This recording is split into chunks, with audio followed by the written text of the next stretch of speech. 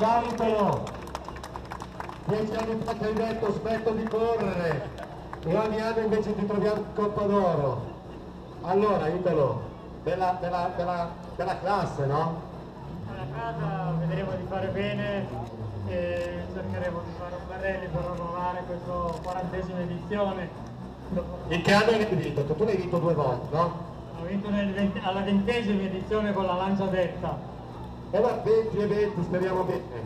Comunque dopo 20 anni essere qui è già una vittoria, perciò tutto quello che viene di più. Ciao a tutti. Equipaggio storico, per la moto una... Allora vi faccio sapere una cosa. Allora, lo diciamo al pubblico, quanti anni hai? No dai, lo sai, non fa... E io mi sbaglio, 73, 74, quanti sono? 7-4. 74 anni, signori! Un applauso! Il miglior pilota di Sandrino, il geometra volante, 74 anni, vedremo come va. L'equipaggio numero 1 della Svizzera, il fratello del numero 23. Allora, io ho avuto informazione che tu fai il campionato mondo junior, giusto, con le OLC? No, facciamo il campionato del mondo con l'R3, con la DS3. Quali gare hai già fatto quest'anno? Abbiamo fatto il Portogallo. Come è andata? Terzo, né? Quarto. Come mai ad Alessandria? Perché corre mio fratello, debutta la sua prima gara e mi ha chiesto se volevamo venire anche noi a correre e siamo venuti a correre per divertirci. Così abbiamo fatto delle cognizioni con lui, l'abbiamo aiutato un po'. Hai fatto bene, a noi ci fa molto piacere avervi qua, soprattutto con questa avventura. Navigatore, famoso navigatore di Mira, giusto, ricordo bene. Ragazzi, questa qua è una vettura spettacolare, raramente la si può vedere in gare come queste, ce la siamo fatta portare dalla Svizzera da questo equipaggio. In bocca al lupo ragazzi, ci vediamo domani, vi seguiremo per tutta la gara. Allora, domani 8 prove speciali per decretare quello che sarà il vincitore della 40esima edizione del Coppa d'Oro. Arrivo alle 18:30.